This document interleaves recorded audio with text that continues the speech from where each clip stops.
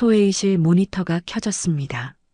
화면 속 준호가 금괴를 주머니에 넣는 장면이 재생됐어요. 이건 오해예요. 준호의 목소리가 떨렸습니다.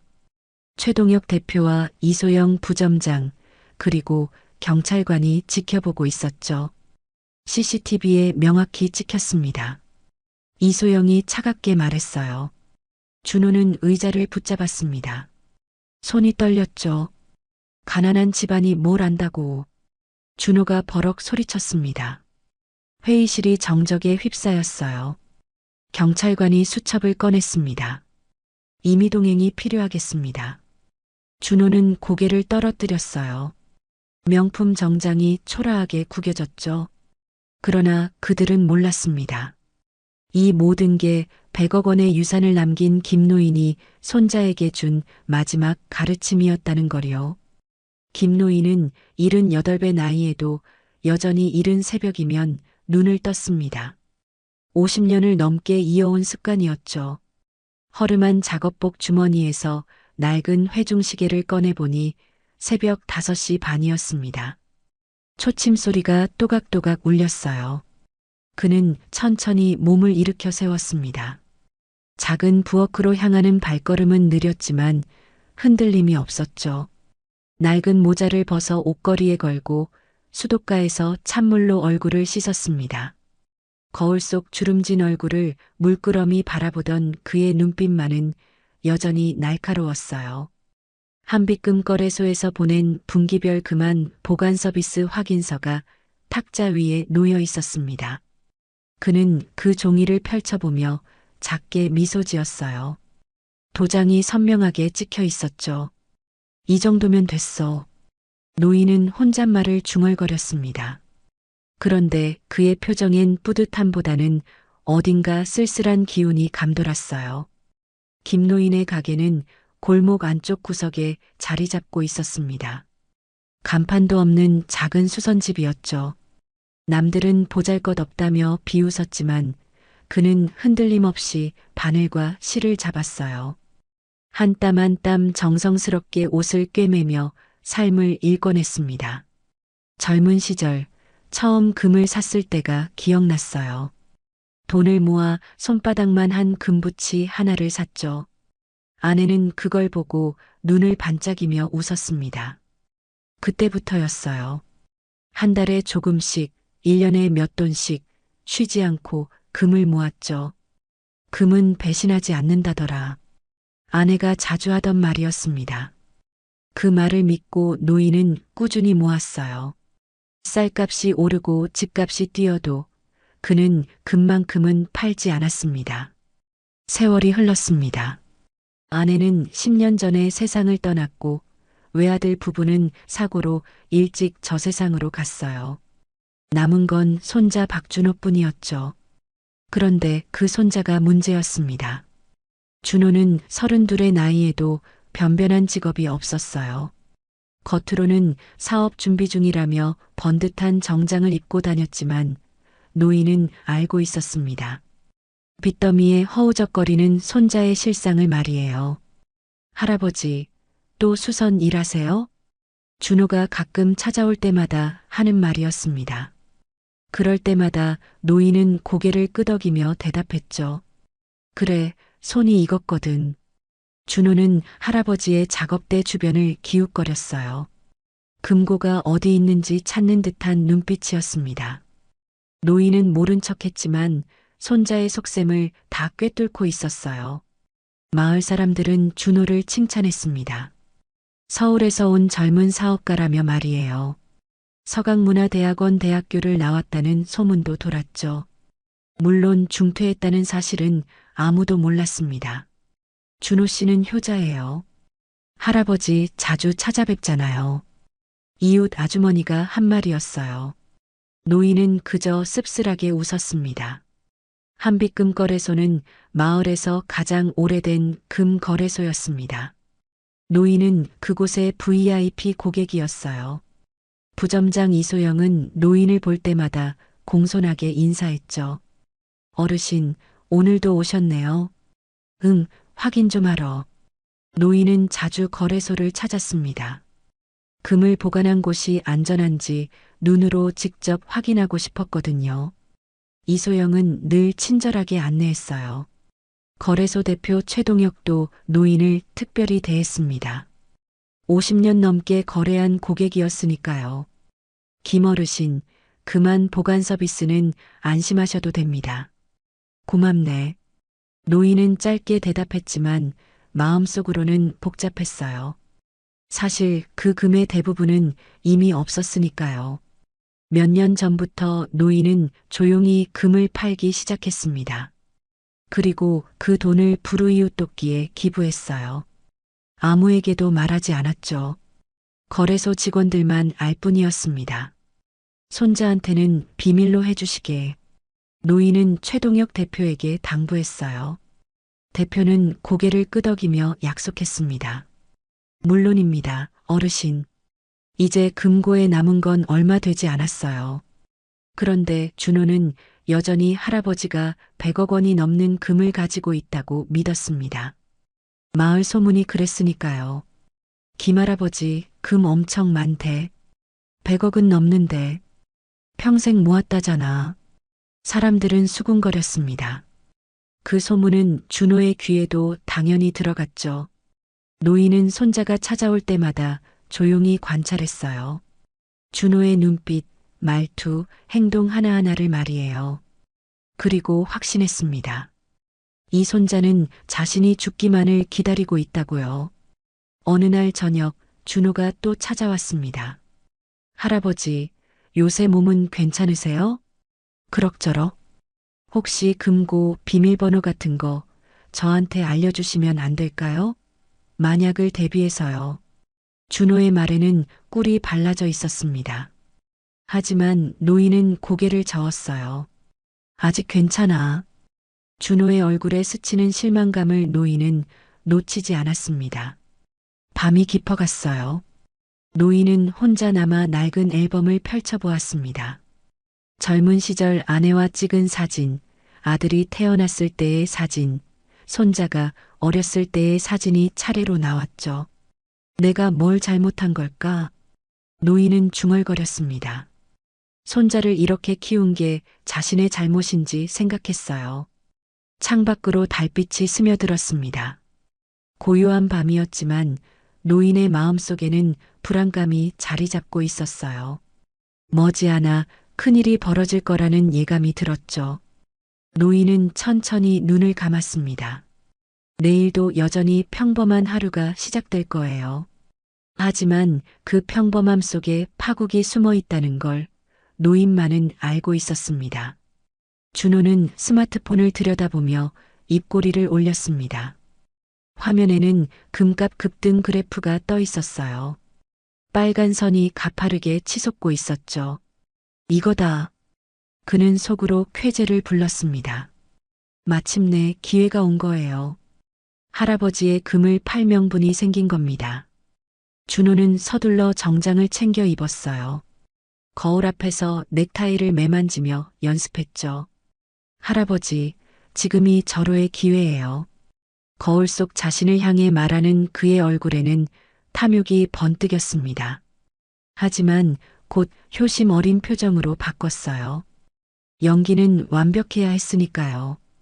할아버지 집으로 가는 길, 준호의 머릿속은 복잡했습니다.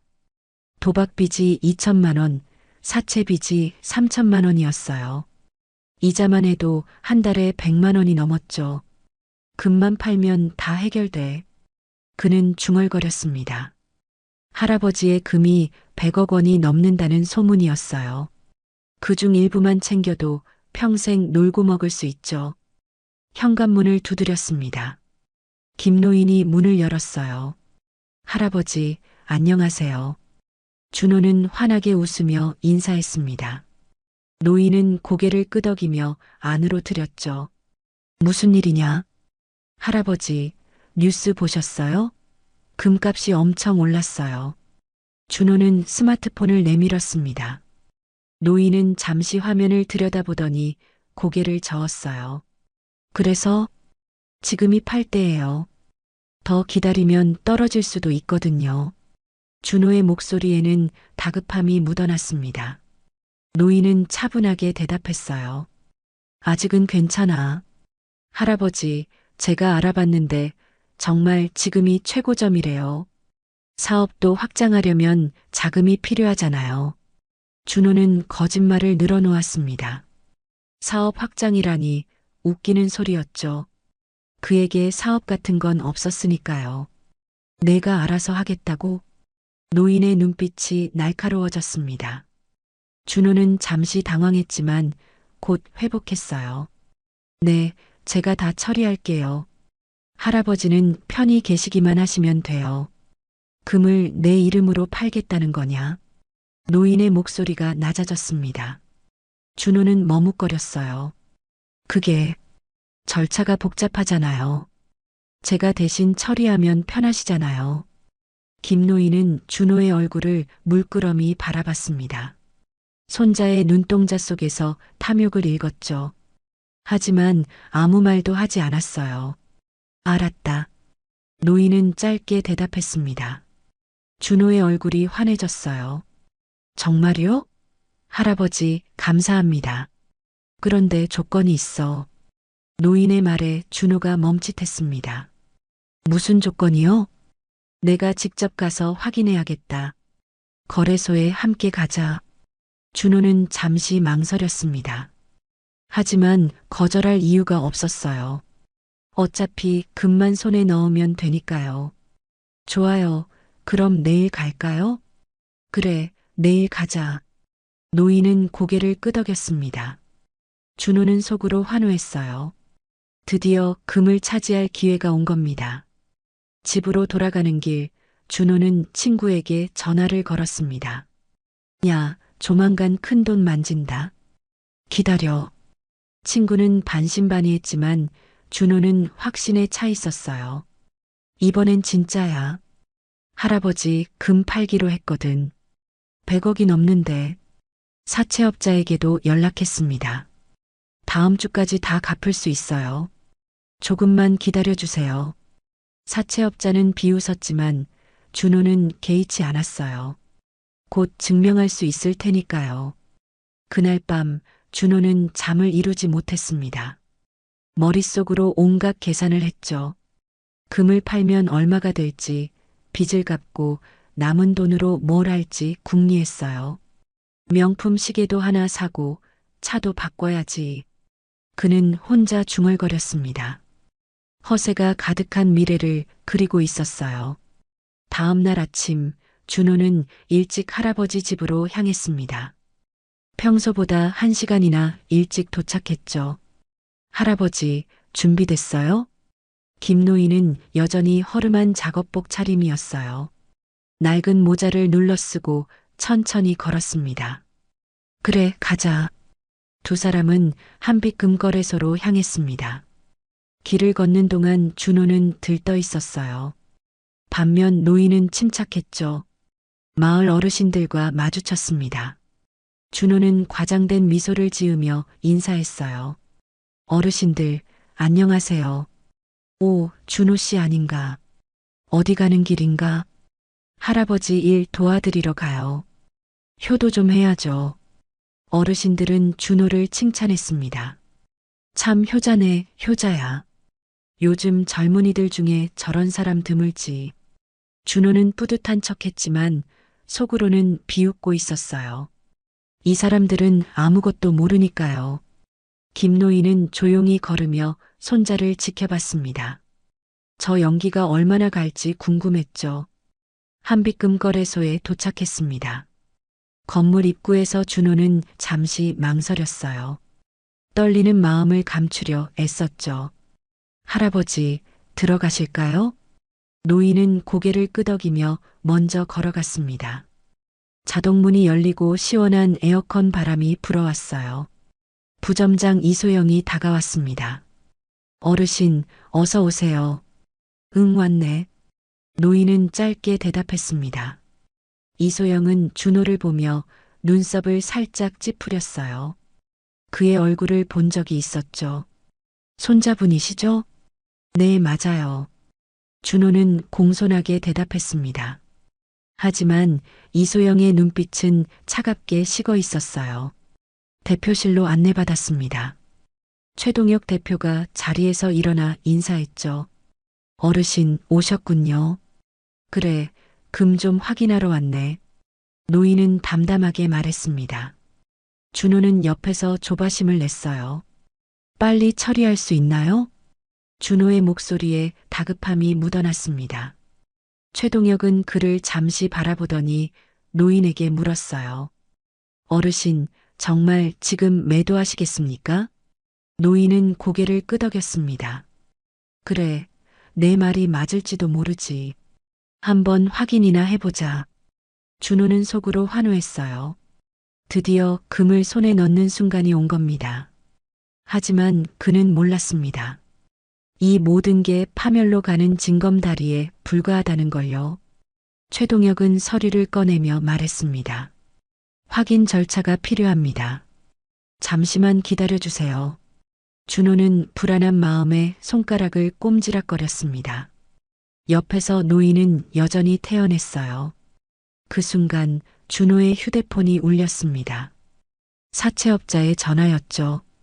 아, 네. 오늘 중으로 연락드릴게요. 그는 전화를 끊으며 식은땀을 흘렸습니다. 시간이 없었어요. 빨리 금을 팔아야 했죠. 할아버지, 빨리 진행해요. 시간이 없어요. 준호의 목소리가 떨렸습니다. 노인은 그를 물끄러미 바라봤어요. 불안이 준호의 얼굴에 서려 있었습니다. 뭔가 잘못되고 있다는 예감이 들었죠. 최동혁 대표가 앞장섰습니다. 그는 지하로 향하는 계단 입구에서 멈춰 섰어요. 이쪽입니다. 두꺼운 철문이 서서히 열렸습니다. 경비 시스템을 통과하는 데만 3분이 걸렸죠. 준호는 가슴이 두근거렸어요. 계단을 내려갈 때마다 공기가 차가워졌습니다. 지하 금고실 앞에 도착했어요. 이소영이 카드키를 찍었죠. 비밀번호를 입력해 주세요. 최동혁이 숫자판 앞에 섰습니다. 12자리 숫자를 천천히 눌렀어요.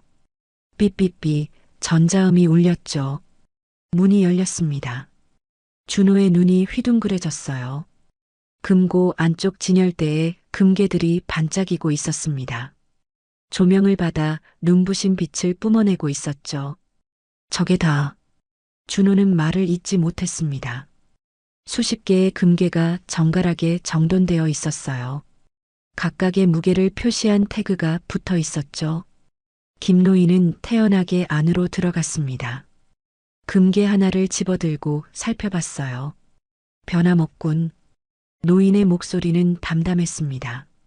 반면 준호는 침을 꿀꺽 삼켰어요. 눈앞에 황금빛에 정신이 팔려 있었죠. 이소영이 서류를 꺼냈습니다. 확인서에 서명해 주시면 됩니다. 그녀는 노인에게 클립보드를 건넸어요. 노인은 안경을 고쳐 쓰고 서류를 읽기 시작했습니다. 준호는 그 틈을 노렸습니다. 금괴가 담긴 진열대로 슬금슬금 다가갔어요. 주변을 둘러봤죠. 최동혁은 노인 옆에서 서류를 설명하고 있었고 이소영은 다른 장부를 확인하고 있었습니다. 지금이야. 준호의 손이 움직였습니다. 작은 금괴 하나를 재빨리 움켜쥐었어요. 손바닥만 한 크기였죠. 무게는 200g쯤 됐습니다. 심장이 미친 듯이 뛰었습니다. 준호는 재킷 안주머니에 금괴를 밀어 넣었어요. 금속 모서리가 안감에 스칠 때 미세한 마찰음이 났죠. 그는 아무렇지 않은 척 뒤로 물러섰습니다. 손을 주머니에 넣고 금괴를 꽉 쥐었어요. 곧 다 내 거니까 괜찮아. 준호는 속으로 합리화했습니다. 어차피 할아버지 금을 팔면 자신이 관리할 텐데 하나쯤 미리 가져가는 게 뭐가 문제냐고요. 김노인은 서류에 서명했습니다. 그의 손은 흔들림 없이 펜을 움직였어요. 됐네. 노인은 클립보드를 돌려줬습니다. 이소영이 받아들고 확인했죠. 감사합니다, 어르신.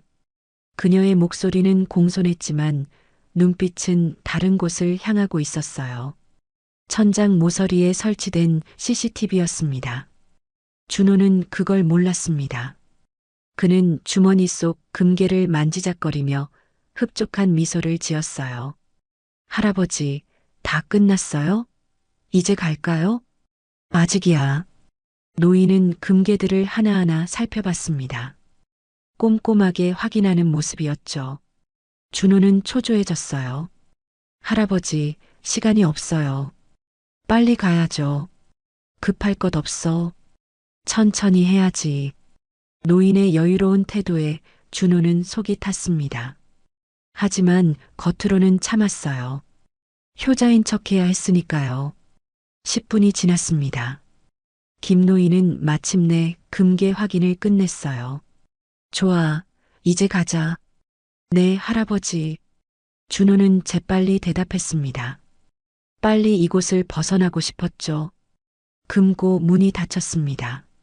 일행은 계단을 올라 1층으로 향했어요. 준호는 주머니를 꽉 쥔 채 걸었습니다. 로비에 도착했을 때 이소영이 말했습니다. 잠시만 기다려주세요. 확인할 게 있습니다. 그녀는 대표실로 사라졌어요. 최동혁도 따라갔죠. 준호는 불안해졌습니다. 뭔가 잘못된 건 아닐까 걱정했어요. 할아버지, 괜찮겠죠? 괜찮아. 노인은 의자에 앉아 기다렸습니다. 침착한 모습이었죠. 대표실 안에서 이소영은 모니터를 켰습니다. CCTV 녹화 영상을 재생했어요. 화면에 금고 내부가 나타났습니다. 준호가 금괴를 집어넣는 장면이 선명하게 찍혀 있었죠. 역시 그렇군요. 이소영의 목소리가 차갑게 가라앉았습니다. 최동혁은 고개를 끄덕였어요. 어르신께 말씀드려야겠습니다. 네, 대표님. 두 사람은 로비로 나왔습니다. 이소영이 김노인에게 다가갔어요. 어르신, 잠깐 따로 말씀 좀 드릴 수 있을까요? 노인은 고개를 끄덕였습니다. 준호가 끼어들었어요. 무슨 일인데요? 저도 들어야죠. 잠깐만 계세요. 금방 돌아오겠습니다.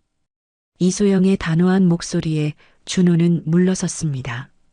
노인은 일어나 이소영을 따라 작은 회의실로 향했죠. 문이 닫혔습니다. 이소영이 태블릿을 꺼내 영상을 보여줬어요. 어르신, 이걸 보세요.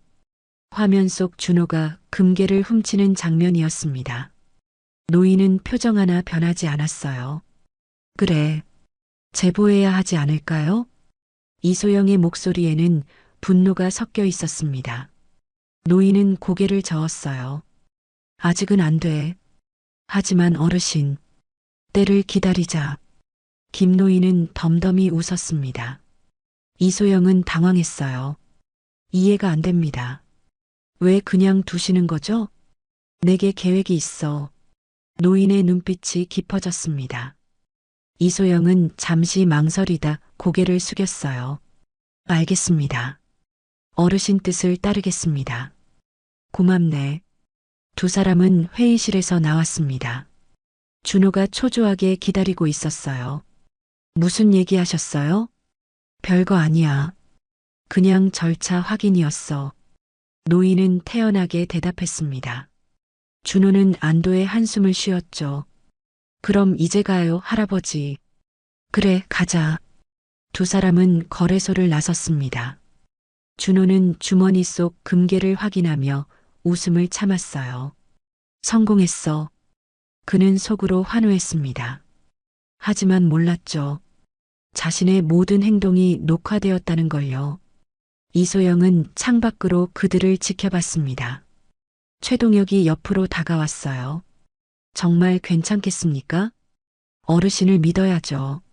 이소영은 작게 한숨을 쉬었습니다.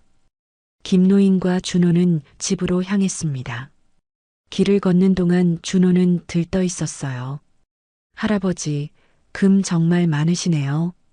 100억은 되시겠어요. 평생 모은 거니까. 노인의 목소리는 여전히 담담했습니다. 준호는 계속 말을 이었어요. 언제 파실 거예요? 좀 더 생각해 봐야지. 노인의 대답에 준호는 답답했습니다. 하지만 참았어요. 어차피 주머니에 금괴 하나가 있으니까요.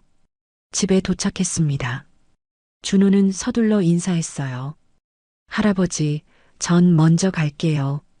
일이 있어서요. 그래, 조심해서 가거라. 준호는 재빨리 자리를 떴습니다. 집으로 돌아가는 내내 금괴를 만지작거렸어요. 방에 도착하자마자 금괴를 꺼냈습니다. 반짝이는 황금빛이 눈부셨죠. 이걸로 일단 급한 불을 끄자. 준호는 환전소 번호를 찾았습니다. 하지만 문득 불안해졌어요. 이거 팔면 들키는 거 아냐? 그는 잠시 망설였습니다. 하지만 곧 고개를 저었죠. 괜찮아. 할아버지는 모르실 거야. 그날 밤 준호는 금괴를 베개 밑에 숨기고 잠들었습니다. 탐욕스러운 미소를 지은 채였죠. 하지만 그는 몰랐습니다. 이날의 금고 방문이 훗날 치욕적인 심판의 무대가 될 거라는 거리요. 어둠 속에서 준호는 혼자 꿈을 꿨습니다. 파멸로 향하는 꿈이었죠. 새벽 4시 김노인은 침대에서 일어나려다 쓰러졌습니다. 바닥에 부딪히는 소리가 작게 울렸어요. 몸을 가누지 못했죠. 의식이 흐릿해졌습니다. 천장이 빙글빙글 돌았어요. 손을 뻗어 전화기를 찾았지만 닿지 않았습니다. 신음소리만 겨우 나왔어요. 시간이 얼마나 흘렀을까요? 이웃집 아주머니가 우유를 배달하러 왔다가 발견했습니다. 어머, 김어르신. 아주머니는 급히 구급차를 불렀어요. 사이렌 소리가 골목을 울렸죠. 병원 응급실에 도착했습니다. 의사들이 분주하게 움직였어요. 노인은 산소 마스크를 쓴 채 침대에 누워 있었습니다. 준호에게 연락이 갔습니다. 그는 늦은 아침에야 전화를 받았어요. 뭐라고요? 할아버지가? 목소리에는 놀람보다 짜증이 섞여 있었습니다. 하지만 곧 연기를 시작했죠. 지금 바로 갈게요. 병원으로 향하는 차 안에서 준호는 계산했습니다. 할아버지가 돌아가시면 금고를 열 수 있겠죠. 유언장이 있을지도 몰라요. 이제 때가 됐나? 그는 입꼬리를 살짝 올렸다가 재빨리 지웠습니다. 병원에 들어서면서 슬픈 표정을 지었어요. 중환자실 앞에 이웃들이 모여 있었습니다. 모두 걱정스러운 얼굴이었죠. 준호 씨, 어서 오세요. 할아버지 괜찮으세요? 준호는 다급하게 물었습니다. 간호사가 고개를 저었어요. 상태가 좋지 않으십니다. 뵙고 싶어 하세요. 준호는 중환자실로 들어갔습니다. 각종 의료기기가 연결된 할아버지가 보였어요. 생명유지장치의 삐삐 소리가 규칙적으로 울렸습니다. 할아버지. 준호는 침대 곁으로 다가갔습니다. 노인의 눈이 천천히 떠졌어요. 희미한 눈빛이었죠. 왔구나. 노인의 목소리는 가늘었습니다. 준호는 울먹이는 척했어요. 할아버지, 괜찮으세요? 이제 시간이 얼마 안 남았어. 노인의 말에 준호의 가슴이 두근거렸습니다. 드디어 유언을 하려는 거예요. 무슨 말씀이세요? 곧 나으실 거예요. 아니야. 내가 알아. 김노인은 손을 들어 손자를 가리켰습니다. 준호가 다가가 손을 잡았어요. 할아버지, 잘 들어. 집 금고 안에 있는 금은 내 것이다. 순간 준호의 눈이 번뜩였습니다. 하지만 재빨리 감췄죠. 할아버지, 그런 얘기는 끝까지 들어. 노인의 목소리가 잠시 강해졌습니다. 준호는 입을 다물었어요. 단 절대 팔지 말고 간직하거라. 네. 준호는 당황했습니다. 팔지 말라니 무슨 소용이 있죠? 약속해라. 노인의 눈빛이 날카로워졌습니다. 준호는 고개를 끄덕였어요. 네, 할아버지. 약속할게요. 거짓말이었습니다. 준호의 머릿속에는 이미 계산이 끝나 있었어요. 금을 팔면 얼마가 될지, 빚을 갚고 남은 돈으로 뭘 할지 궁리했죠. 금고 비밀번호는 노인이 숫자를 불렀습니다. 준호는 재빨리 핸드폰에 메모했어요. 기억했어? 네, 할아버지. 김노인은 깊은 한숨을 쉬었습니다. 눈을 감았다 떴다 했어요. 착하게 살아야 한다. 네, 할아버지. 걱정 마세요. 준호는 연기를 이어갔습니다. 울먹이는 표정으로 할아버지 손을 꼭 잡았죠. 노인의 눈빛이 잠시 번쩍였습니다. 손자의 얼굴을 또렷이 바라봤어요. 그 시선에는 슬픔과 실망이 섞여 있었죠. 준호야. 네, 할아버지. 너는 어떤 사람이 되고 싶으냐? 뜬금없는 질문이었습니다. 준호는 당황했어요. 저요? 당연히 성공한 사람이요. 성공이란 게 뭔지 아니? 노인의 목소리가 더 가늘어졌습니다. 준호는 대답하지 못했어요. 병실 안 공기가 싸늘해졌습니다. 간호사가 들어와 차트를 확인했어요. 그녀도 묘한 긴장감을 느꼈죠. 보호자분, 환자분께서 많이 피곤해 하십니다. 아, 네. 알겠습니다. 준호는 자리에서 일어났습니다. 하지만 노인이 다시 손을 뻗었어요. 준호야. 네, 할아버지. 금을 절대 팔지 마라. 약속이다. 노인의 목소리가 떨렸습니다. 준호는 고개를 끄덕였어요. 네, 안 팔게요. 걱정 마세요. 입으로는 그렇게 말했지만 마음속으로는 비웃고 있었습니다. 팔지 말라니 말이 되나요? 100억짜리 금을 그냥 두라고요? 김노인은 준호의 얼굴을 물끄러미 바라봤습니다.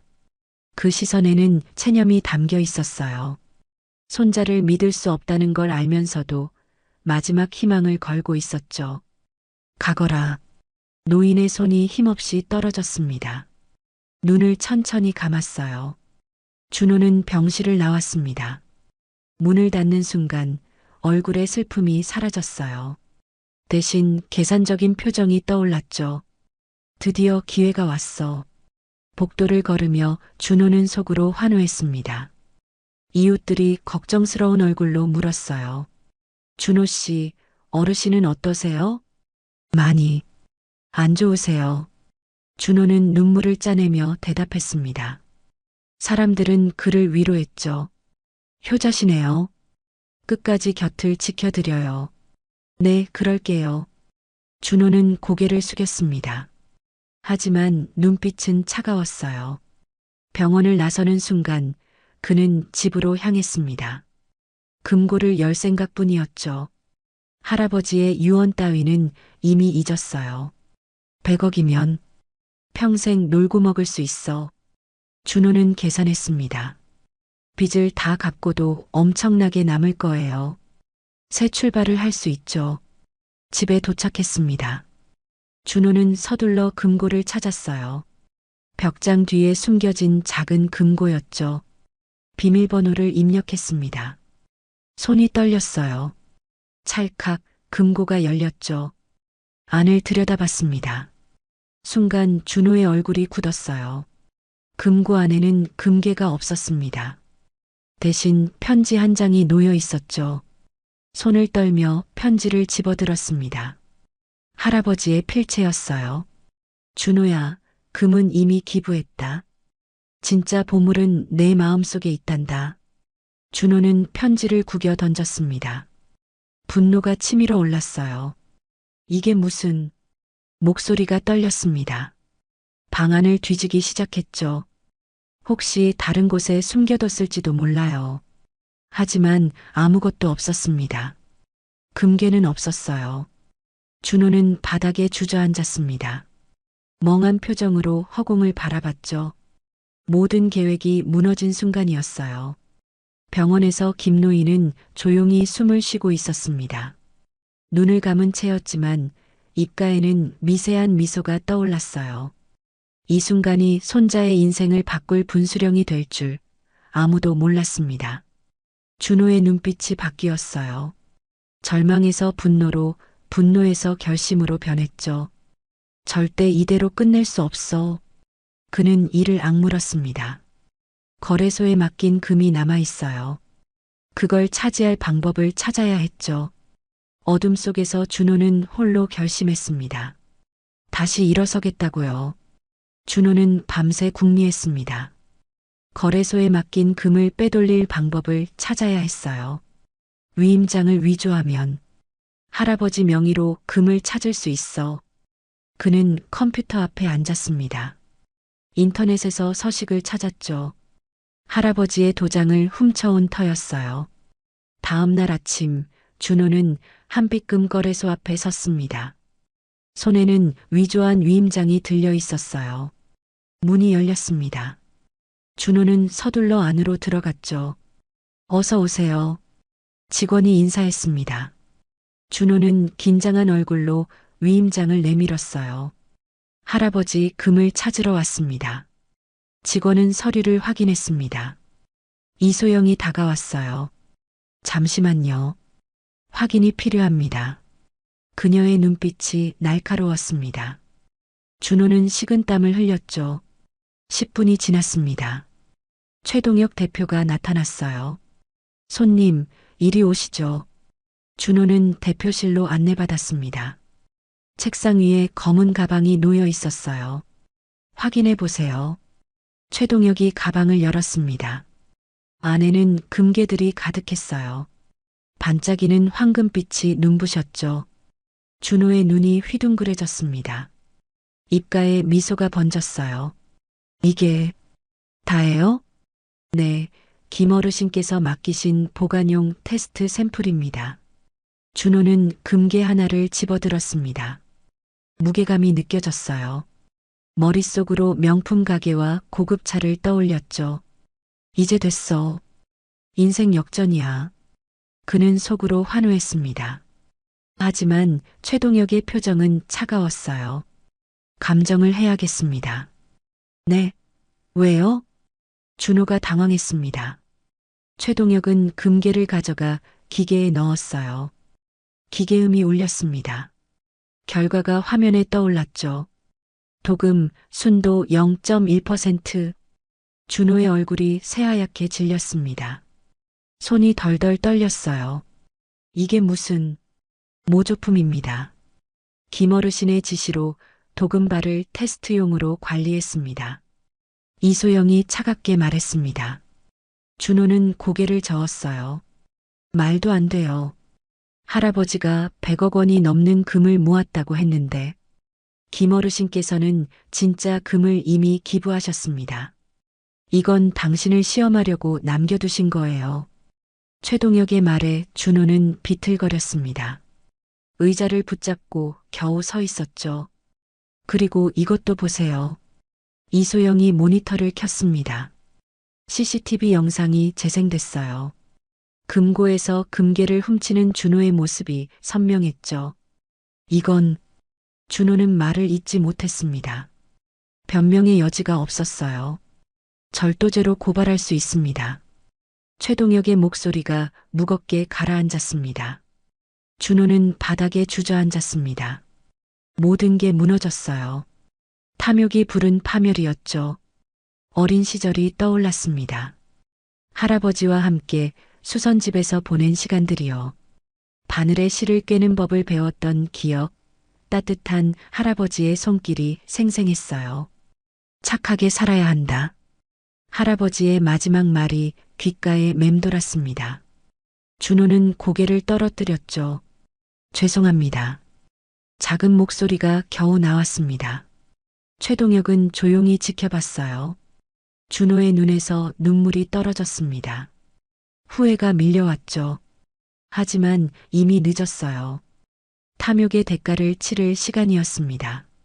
최동혁 대표가 소회의실로 안내했습니다. 이소영 부점장과 경찰관이 이미 자리하고 있었어요. 앉으세요. 준호는 떨리는 다리로 의자에 앉았습니다. 명품 정장이 구겨져 있었죠. 경위를 설명드리겠습니다. 최동혁이 서류를 펼쳤습니다. 준호는 입술을 깨물었어요. 박준호 씨, 당신은 지난 화요일 우리 거래소 지하 금고에서 금괴 1.8kg을 절취했습니다. 저는 CCTV에 명확히 기록되어 있습니다. 이소영이 태블릿을 켰습니다. 화면 속 준호가 금괴를 주머니에 넣는 장면이 재생됐어요. 준호는 고개를 떨어뜨렸습니다. 변명할 수 없었죠. 또한 오늘 제출하신 위임장은 위조된 것으로 확인됐습니다. 경찰관이 수첩을 꺼냈습니다. 절도죄와 사문서 위조죄가 성립됩니다. 준호의 얼굴이 창백해졌어요. 식은땀이 이마를 타고 흘렀죠. 김어르신께서는 이 모든 상황을 예상하셨습니다. 최동혁이 다른 서류를 꺼냈어요. 어르신께서는 3년 전부터 금을 조금씩 매도하셨습니다. 그 금액이 총 90억 원에 달합니다. 준호는 눈을 크게 떴습니다. 그럼 전액 불우이웃 돕기에 기부하셨습니다. 익명으로요. 이소영이 기부 영수증 사본을 내밀었습니다. 준호는 서류를 받아들었어요. 손이 떨렸죠. 거래소에 남겨둔 금괴는 모두 도금된 모조품입니다. 손자분을 시험하기 위한 장치였죠. 준호는 서류를 떨어뜨렸습니다. 종이가 바닥에 흩어졌어요. 가난한 집안이 뭘 안다고. 준호가 버럭 소리쳤습니다. 회의실이 정적에 휩싸였어요. 가난한 집안이 뭘 안다고. 100억을 그냥 남한테 준다고? 목소리가 떨렸습니다. 분노와 절망이 뒤섞여 있었죠. 경찰관이 일어섰습니다. 임의동행이 필요하겠습니다. 경찰서에 가서 진술하시죠. 잠깐만요. 제발. 준호는 애원했지만 소용없었어요. 신분증 주세요. 준호는 떨리는 손으로 지갑을 꺼냈습니다. 신분증을 건넸죠. 최동혁이 봉투 하나를 꺼냈습니다. 김어르신께서 남기신 편지입니다. 읽어드릴까요? 준호는 고개를 끄덕였어요. 손자에게 내가 이 편지를 듣는다면 이미 모든 진실을 알았겠구나. 100억 원의 금은 사람을 시험하는 도구였어. 진짜 보물은 정직함과 양심이란다. 그걸 잊지 않길 바란다. 할아버지가. 편지가 끝났습니다. 준호는 바닥을 응시했어요. 눈물이 뚝뚝 떨어졌죠. 할아버지. 작은 목소리가 새어나왔습니다. 경찰관이 수첩에 뭔가를 적었습니다. 일단 경찰서로 가시죠. 조서 작성이 필요합니다. 준호는 일어섰습니다. 다리에 힘이 없었어요. 비틀거렸죠. 잠깐 할아버지는 어떻게 되신 거예요? 이소영이 조용히 대답했습니다. 오늘 새벽에 돌아가셨습니다. 준호는 그 자리에 주저앉았습니다. 구겨진 정장 바지가 바닥에 닿았어요. 아니야. 목이 메었습니다. 할아버지와 화해할 기회조차 없었던 거예요. 어르신께서는 마지막까지 손자분의 변화를 바라셨습니다. 최동혁의 목소리가 무겁게 가라앉았습니다. 처벌 불원서를 작성해 두셨습니다. 손자가 진심으로 뉘우친다면 용서하고 싶다고 하셨어요. 준호는 고개를 들었습니다. 눈물로 범벅이 된 얼굴이었죠. 정말이에요? 네. 하지만 법적 절차는 밟아야 합니다. 경찰관이 말했습니다. 피해 금액과 피해자의 의사를 고려하면 불구속 기소될 가능성이 높습니다. 벌금형이 예상되고요. 준호는 얼굴을 감쌌습니다. 온몸이 떨렸어요. 사촌 누나 김미정이 회의실로 들어왔습니다. 간호사복 차림이었죠. 준호야. 누나. 김미정은 준호 옆에 앉았습니다. 어깨에 손을 올렸어요. 할아버지께서 마지막까지 너를 걱정하셨어. 변하길 바라셨어. 죄송해요. 정말 죄송해요. 준호는 누나 앞에서 울었습니다. 명품으로 치장한 겉모습이 얼마나 초라한지 깨달았어요. 경찰관이 일어섰습니다. 출발하시죠. 조서 작성하고 신병 처리해야 합니다. 준호는 비틀거리며 일어났습니다. 김미정이 부축했죠. 누나, 할아버지 장례는 내가 준비할게. 넌 내일부터 처리해. 준호는 고개를 끄덕였습니다. 회의실을 나서며 뒤돌아봤어요. 최동혁과 이소영이 서 있었습니다. 그들의 눈빛에는 연민과 경고가 섞여 있었죠. 어르신의 가르침을 잊지 마세요. 이소영의 말이 준호의 등을 따라왔습니다. 경찰차가 거래소 앞에 대기하고 있었습니다. 준호는 뒷좌석에 탔어요. 창밖으로 한빛금 거래소가 멀어졌습니다. 할아버지와 마지막으로 함께 왔던 곳이었죠. 준호는 주머니에서 핸드폰을 꺼냈습니다. 할아버지와 찍은 마지막 사진을 봤어요. 할아버지, 이제야 알았어요. 100억보다 소중한 게 뭔지. 하지만 이미 늦었습니다. 할아버지는 돌아가셨고 준호에게 남은 건 후회뿐이었죠. 경찰차는 경찰서를 향해 달렸습니다. 준호의 몰락은 완성됐어요. 하지만 이건 끝이 아니었습니다. 진짜 가르침은 이제부터 시작될 거였죠. 경찰 조사가 끝났습니다. 준호는 불구속 기소됐지만 재판은 피할 수 없었어요. 그는 무거운 발걸음으로 장례식장을 찾았습니다. 할아버지를 마주할 용기가 없었지만 가야만 했어요. 빈소 앞에서 한참을 망설였습니다. 손이 떨렸죠. 깊은 숨을 들이쉬고 문을 열었어요. 김노인의 영정 사진이 보였습니다. 온화한 미소를 짓고 있는 할아버지였죠. 허름한 작업복 차림이었지만 눈빛만은 밝았어요. 준호는 천천히 다가갔습니다.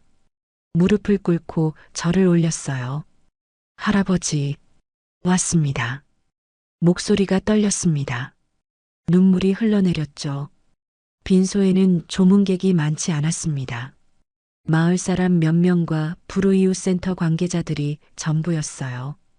김미정이 다가왔습니다. 준호야, 괜찮아? 누나. 할아버지께 뭐라고 사과해야 할지. 할아버지는 이미 용서하셨어. 내가 변하길 바라셨을 뿐이야. 김미정은 흰 봉투를 꺼냈습니다. 이거 할아버지께서 너한테 주라고 하셨어. 준호는 떨리는 손으로 봉투를 받았어요. 안에는 편지와 낡은 가족 사진이 들어 있었죠. 먼저 사진을 봤습니다. 할아버지, 할머니, 그리고 아버지가 함께 웃고 있는 모습이었어요. 사진 모서리가 달아 있었죠. 손때가 묻어 있었습니다. 준호는 사진을 가슴에 품었습니다. 눈물이 멈추지 않았어요. 편지를 펼쳤습니다. 할아버지의 떨리는 필체였죠. 준호야, 할아버지가 남긴 건 금이 아니라 이 교훈이란다. 돈은 다시 벌 수 있지만 양심은 잃으면 다시 찾기 어렵다. 100억 원보다 소중한 건 바로 사람을 대하는 마음이야. 내가 이제라도 깨달았다면 할아버지는 행복하다. 늦지 않았어. 지금부터라도 바르게 살아가거라. 할아버지는 하늘에서 너를 응원할게. 사랑한다, 준호야. 준호는 편지를 읽으며 흐느꼈습니다. 바닥에 무릎을 꿇었어요. 할아버지, 죄송합니다. 정말 죄송합니다. 김미정이 그를 부축했습니다. 일어나. 할아버지께서 원하시는 건 내 눈물이 아니야. 내가 변하는 거야. 준호는 고개를 끄덕였습니다. 일어서서 영정 사진을 바라봤어요. 할아버지, 약속드릴게요. 바르게 살겠습니다. 남을 돕는 삶을 살겠어요. 조문객들이 하나둘 다가왔습니다. 불우이웃센터 소장이었어요. 상주분이시죠? 네. 김어르신께서 우리 센터에 90억 원을 기부하셨습니다. 한 번도 이름을 밝히지 않으셨어요. 준호는 눈을 크게 떴습니다. 그 돈으로 수백 명의 아이들이 학교에 갈 수 있었습니다. 노인분들이 치료를 받으셨고요. 어르신은 정말 큰 분이셨어요. 소장의 목소리가 떨렸습니다. 준호는 고개를 숙였어요. 부끄러웠습니다. 제가 그 돈을 훔치려 했었어요. 알고 있습니다. 하지만 어르신께서는 손자분이 변하길 바라셨어요. 소장이 준호의 손을 잡았습니다. 언제든지 우리 센터에 오세요. 봉사활동이라도 하시면 어떨까요? 할아버지의 뜻을 이어가는 거예요. 준호는 고개를 끄덕였습니다.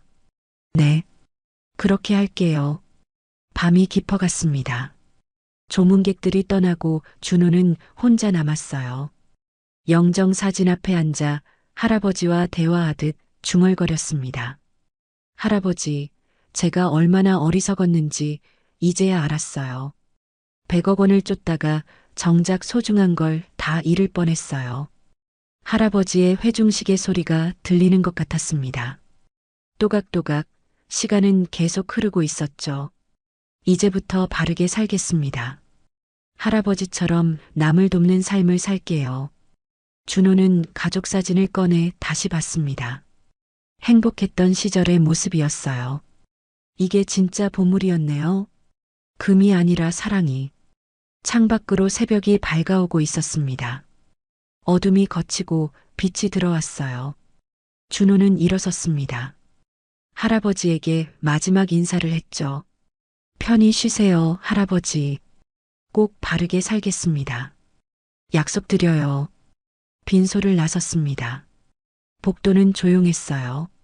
준호는 고개를 들고 걸었죠. 비록 정과자가 되겠지만 다시 시작할 수 있었어요. 할아버지가 준 마지막 기회였죠. 밖으로 나왔습니다. 새벽 공기가 차가웠어요. 하지만 상쾌했습니다. 준호는 깊은 숨을 들이쉬었습니다. 새로운 삶을 시작할 준비가 됐어요. 할아버지의 목소리가 귓가에 맴돌았습니다. 돈은 다시 벌 수 있지만 양심은 잃으면 다시 찾기 어렵다. 준호는 고개를 끄덕였습니다. 이제 그 말의 의미를 완전히 이해했어요. 아침 해가 떠오르기 시작했습니다. 새로운 하루가 시작되는 순간이었죠. 준호는 앞을 향해 걸었습니다. 비록 험난한 길이겠지만 포기하지 않을 거예요. 할아버지의 가르침을 가슴에 새기고 정직하게 살아갈 거였죠. 사흘 후 김노인의 장례식이 열렸습니다. 검은 상복을 입은 조문객들이 줄을 이었어요. 준호는 상주석에 앉아 있었습니다. 초라한 모습이었죠. 명품 정장 대신 검은 한복을 입었어요. 마을 사람들이 하나둘 찾아왔습니다. 김어르신 참 훌륭하셨어. 평생 착하게 사셨지. 손자분, 힘내세요. 사람들의 위로가 이어졌습니다. 준호는 고개를 숙여 인사했어요. 불우이웃 센터에서 많은 사람들이 왔습니다. 할아버지의 기부로 도움받은 사람들이었죠. 어르신 덕분에 아이가 수술받을 수 있었어요. 제 손자가 대학에 갈 수 있게 됐습니다. 정말 은인이셨어요. 감사의 인사가 쏟아졌습니다. 준호는 눈물을 흘렸어요. 할아버지가 얼마나 위대한 분이었는지 뼈저리게 깨달았죠. 김미정이 다가와 봉투를 건넸습니다. 준호야, 할아버지께서 마지막으로 전하라고 하신 말씀이 있어. 준호는 봉투를 열었습니다. 짧은 메모가 들어 있었죠. 진짜 부자는 많이 가진 사람이 아니라 많이 나눈 사람이다. 준호는 메모를 읽으며 흐느꼈습니다. 온몸이 떨렸어요. 할아버지. 김미정이 그의 어깨를 감싸 안았습니다. 이제 알았지? 100억 원보다 소중한 게 뭔지. 네. 이제야 알았어요. 준호는 주머니에서 가족 사진을 꺼냈습니다. 할아버지가 남긴 유일한 유산이었어요. 사진을 가슴에 품었습니다. 따뜻한 온기가 느껴지는 것 같았죠. 금한덩이보다 이 사진 한 장이 할아버지의 사랑이 더 소중해요. 장례식이 끝났습니다. 발인을 준비하는 시간이었죠. 준호는 영정 사진을 받들었습니다. 할아버지의 온화한 미소가 보였어요. 할아버지, 이제 편히 쉬세요. 손자가 잘 살겠습니다. 연구차가 출발했습니다. 조문객들이 배웅했어요. 화장장에 도착했습니다. 마지막 순간이었죠. 준호는 할아버지께 마지막 인사를 올렸습니다. 사랑합니다, 할아버지. 가르침 절대 잊지 않을게요. 장례를 마치고 돌아오는 길, 김미정이 물었습니다. 앞으로 어떻게 할 거야? 수선집을 다시 열까 해요. 할아버지가 하시던 일을 이어갈게요. 좋은 생각이야. 그리고 불우이웃 센터에서 봉사활동도 할 거예요. 할아버지의 뜻을 이어가고 싶어요. 김미정이 미소 지었습니다. 할아버지께서 기뻐하실 거야. 며칠 후 준호는 할아버지의 수선집 문을 열었습니다. 먼지가 쌓인 작업대가 보였어요. 바늘과 실을 집어들었습니다. 할아버지가 가르쳐 주신 대로 실을 꿰었죠. 이제 시작이야. 준호는 중얼거렸습니다. 새로운 삶의 시작이었어요. 골목 입구에 작은 간판을 걸었습니다. 김노인 수선집이라고 적혀 있었죠. 첫 손님이 찾아왔습니다. 동네 아주머니였어요. 옷 좀 수선해 주실 수 있나요? 네, 맡겨주세요. 준호는 정성껏 바느질을 시작했습니다. 할아버지가 가르쳐 주신 대로 한 땀 한 땀 꿰매 나갔어요. 일을 마치고 불우이웃 센터로 향했습니다. 봉사활동 시간이었죠. 아이들에게 옷수선을 가르쳐 주었습니다. 이렇게 실을 꿰고 천천히 바느질하는 거야. 아이들의 눈이 반짝였어요. 아저씨, 저도 할 수 있어요. 그럼 넌 잘할 수 있어. 준호는 미소 지었습니다. 할아버지처럼 남을 돕는 기쁨을 느꼈어요. 저녁이 됐습니다. 김미정과 함께 식사를 했죠. 준호야, 많이 변했어. 네, 할아버지 덕분이에요. 앞으로도 이렇게 살아야 해. 네, 그럴게요. 두 사람은 평범한 백반을 먹었습니다. 소박했지만 따뜻했어요. 잘 먹겠습니다. 준호는 밥 한 술을 떠먹었습니다. 눈물이 났죠. 왜 그래? 이렇게 평범한 게 행복한 것 같아서요. 100억을 쫓을 때는 몰랐는데. 김미정이 고개를 끄덕였습니다. 그게 진짜 부자야. 마음이 부자인 거지. 식사를 마치고 밖으로 나왔습니다. 석양이 지고 있었어요. 두 사람은 손을 잡고 걸었습니다. 봄바람이 불었죠. 준호는 하늘을 올려다봤습니다. 구름 사이로 햇살이 비쳤어요. 할아버지, 보고 계시죠? 잘 살고 있어요. 바람이 대답하는 것 같았습니다. 할아버지께서 뭐라고 하실 것 같아? 김미정이 물었어요. 아마도 잘했다고, 이제 괜찮다고 하실 것 같아요. 그럴 거야. 저녁 노을이 아름다웠습니다. 하늘이 붉게 물들었죠. 준호는 가슴속 가족 사진을 만졌습니다. 할아버지의 사랑이 느껴졌어요. 진짜 부자는 많이 가진 사람이 아니라 많이 나눈 사람이다. 할아버지의 말을 되뇌었습니다. 이제 완전히 이해했어요. 준호와 김미정은 계속 걸었습니다. 앞으로 가야 할 길이 멀었지만 두렵지 않았어요. 희망찬 내일을 향해서요. 금보다 빛나는 가르침. 100억 원의 유산을 남긴 할아버지. 그러나 진짜 유산은 돈이 아니었습니다. 탐욕의 눈먼 손자는 모든 걸 잃고 나서야 깨달았습니다. 진짜 보물은 사랑과 양심이라는 것을요. 당신의 인생에서 가장 소중한 것은 무엇인가요?